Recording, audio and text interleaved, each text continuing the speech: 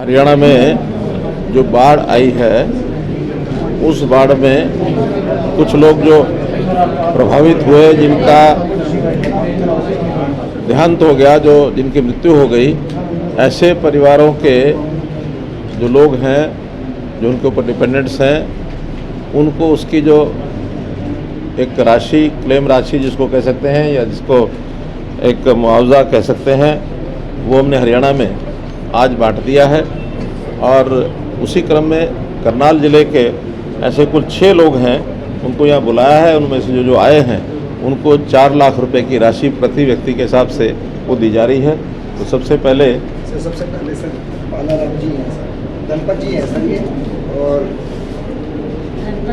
Sir नहीं किसकी death हुई? पवन की सर, पवन सर ये हाँ, पवन क्या लगते हैं तुम्हारे? लड़का था हैं? लड़का था। अच्छा, तुम्हारा बेटा था पवन। हाँ, कितनी उम्र थी उसकी? 19 साल। कैसे डूब गया वो? इस पर से इस आसमान में बिजली गिरी। तो ऐसा है, ये 4 लाख रुपया सरकार ने सैंक्शन करके तुम्हें दिया है, उसके जो मुआवजे के रूप में, है ना। तो ये तुम्हारे बैंक में आज पहुंच गया होगा, नहीं तो कल सवेरे पहुंच जाएगा। ठीक है। बाकी दुख तो बहुत है, लेकिन कुछ कर नहीं सकते हैं, है ना।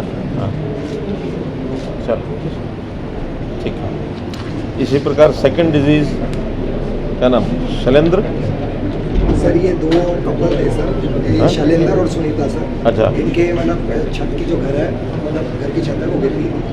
तो ये दोनों पति पत्नी थे ये? सर पति पत्नी थे, कपल है सर। सक्का का केस है नीलोखेड़ी। तो इनके पिता है पाला, एक के पिता हो गए, एक के ससुर हो गए। आपका नाम पाला है, तो आपका बेटा, आपकी पुत्रवधू दोनों चले गए हैं। बड़ा दुख हुआ है, लेकिन अब कुछ कर नहीं सकते हैं। जो सरकार की ओर से आपको जो है 8 लाख रुपया ले लो।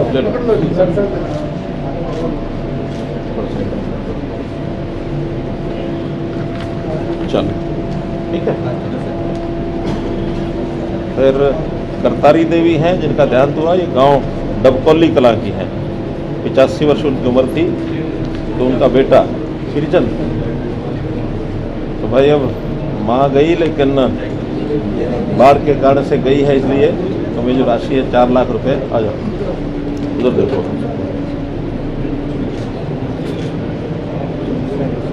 चलो, माँ के जाने का अफसोस तो है, कोई बात नहीं। चलो, सावन, ये भी छोटा लड़का है, 13 साल की उम्र है। आपका बेटा है?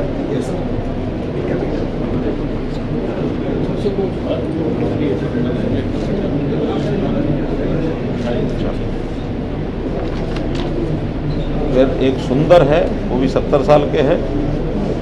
उनका भी बेटा आया है, क्या नाम? बलिंदर।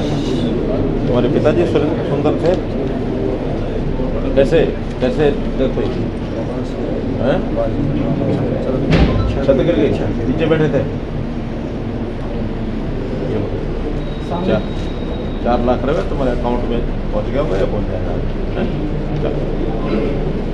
चल देखिए, जैसा मैं बार बार कह रहा हूँ कि टेक्नोलॉजी, इसका बहुत बड़ा उपयोग हमको हुआ है।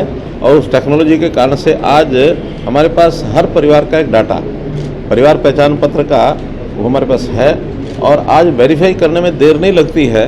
किसी भी व्यक्ति का कोई क्लेम होता है, कोई उसको मुआवजा देना होता है, चाहे वो किसी के किसान का भी होता है, तो आज सारी चीज़ें ऑनलाइन उपलब्ध हैं। कोई आदमी भरता है, उसको तुरंत वेरीफाई करते हैं, और सिर्फ वेरीफाई करना होता है। और क्या करना होता है, बजाय उसको हम लटका के रखें, वेरीफाई हुआ और तुरंत उसको मुआवजा दे दिया। ये हमारी सरकार का एक इकबाल है, इसको बराबर बनाए रखेंगे। और मैं तो इसके साथ जो और विषय आज आपके सामने रखने हैं कि कल मैं सिरसा और फतेहाबाद 2 जिलों में गया था। हवाई सर्वे के नाते से मैंने देखा, फतेहाबाद ज़िले में पानी काफ़ी गांव में अभी भी फैला हुआ है। सिरसा जिला में काफ़ी कंट्रोल हुआ है, लेकिन राजस्थान की ओर पानी जो जाने की गति है, वो भी और सुधार की आवश्यकता है, ताकि पीछे का पानी निकल करके आगे बढ़े। संयोग से कल दोबारा से वर्षा हिमाचल में पहाड़ों में हुई है, जिसके कारण से यमुना का जलस्तर भी बढ़ा, घग्गर का बढ़ा है। लेकिन उन इलाकों में असर इसका कुछ समय के बाद जाएगा। हो सकता है असर कम पड़े, क्योंकि बाकी जगह पानी का जो फैलाव हुआ है, वहाँ पानी अब निकल गया है। तो पानी के यानी एक प्रकार से वहाँ समाने की अभी फैलाव होने की जो गुंजाइश है, तो आगे पानी कम जाएगा। फिर भी हम जल्दी जल्दी पानी को आगे निकालें ताकि पानी का बहाव तेज़ बने, तो इस ओर हम लगे हैं।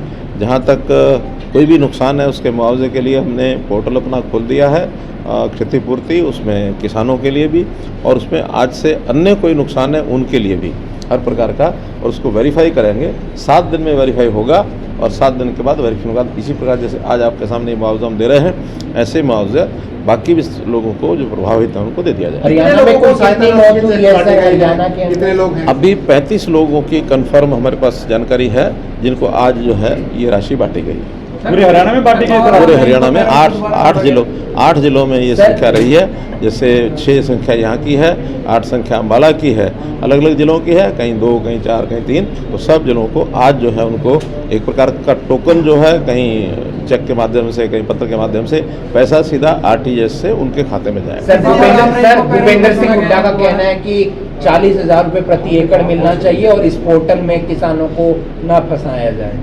देखिए, जो चीज़ आप अभी थोड़ी देर पहले पूछ रहे थे कि कितना जल्दी आप दे देते हैं, वो कैसे संभव है, वो इस पोर्टल के द्वारा ही संभव है। और इस पोर्टल का अगर वो विरोध करते रहेंगे तो जनता उनको सबक सिखा देगी, क्योंकि इन पोर्टल्स का बहुत बड़ा लाभ जनता को दिख रहा है। 100 के लगभग पोर्टल हैं, एक नहीं है। जो हालांकि आईटी का काम आज से 25 साल पहले शुरू हो चुका था, लेकिन ये लोग आईटी के समय में बिल्कुल इसको इम्प्लीमेंट करने के लिए अपनी सरकार के समय प्राय शून्य रहे हैं। हमने आने के बाद उसके सारा उपयोग किया है और जो लाभ उनको हो सकते हैं वो दिलाए हैं। हाँ, सावधानी की बात एक और भी है।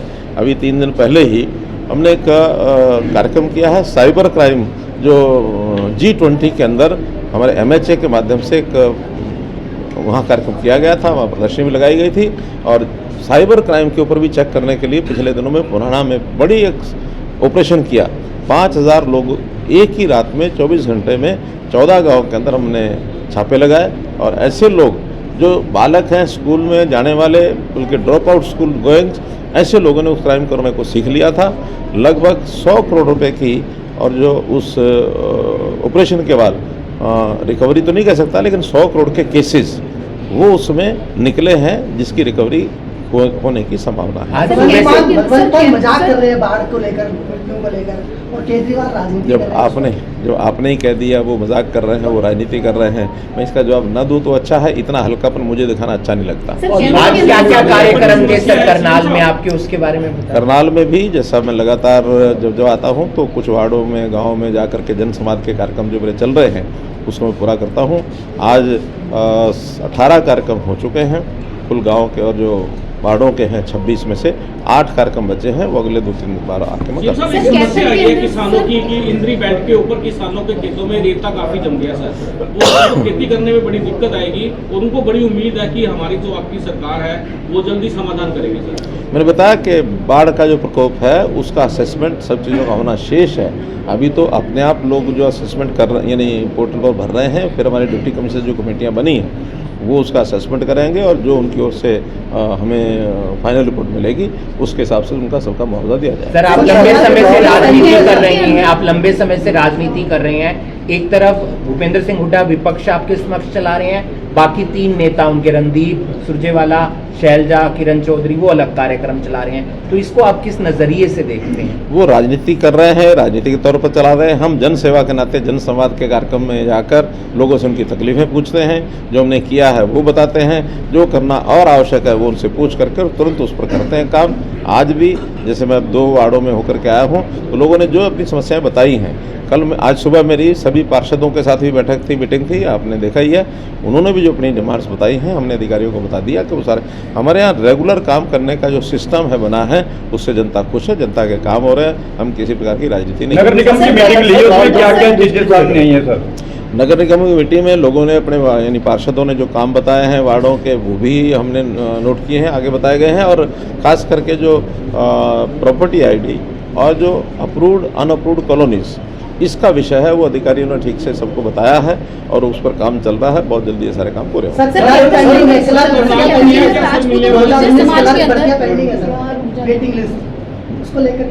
सर, कैथल के अंदर गुर्जर और राजपूत समाज के अंदर विरोध चल रहा है और जगह जगह पे बीजेपी के खिलाफ नारे लगाए जा रहे हैं, क्या कहना चाहेंगे? सामाजिक सौहार्द बना के रखना चाहिए। इस प्रकार के विषयों से बचना चाहिए, क्योंकि ऐसे कुछ तथ्य होते हैं जो इतिहास में जुड़े हुए होते हैं, उनके ऊपर सोच समझ करके निर्णय लेने चाहिए। ये जो महापुरुषों के नाम को लेकर के और खींचतान बनती है कि वो महापुरुष हमारा है, वो महापुरुष हमारा है, वास्तव में महापुरुष की कोई जाति नहीं होती है। महापुरुषों को तो जितने ज़्यादा लोग उनके प्रति श्रद्धा अपनी दिखाएं उतना अच्छा होता है। तो मेरी तो अपील यही है कि आपस में सौहार्दपूर्वक वातावरण बना करके और इन चीज़ों के ऊपर कोई ना कोई समाधान वो निकाल मणिपुर लें। सर, मणिपुर सर, हिंदू सम्राट लिखने की बात की गई थी, लेकिन अब वो अलग अलग तरीके से सबकी अपनी राय है। कोई कहता है कि इनको हिंदू सम्राट लिखें, किसी ने कहा कि इसमें क्षत्रिय राजा लिखें, किसी ने राजपूत, किसी ने गुर्जर सम्राट की बात कही है। मेरा कहना है कि इन नामों के कारण से कोई भेद नहीं खड़ा करना चाहिए। अगर कोई विशेष काम किया है इतिहास में किसी व्यक्ति ने, उसको उसके गुणों को याद करना चाहिए, ये जातियों के हिसाब से नहीं करना चाहिए। मणिपुर वाला सर, बहुत निंदनीय मैं कहता हूँ ये घटना है कि जिस प्रकार का ये सारा बंगाल में महिलाओं को जिस प्रकार से यानी उनको निर्वस्त्र कर करके घुमाया गया है, ये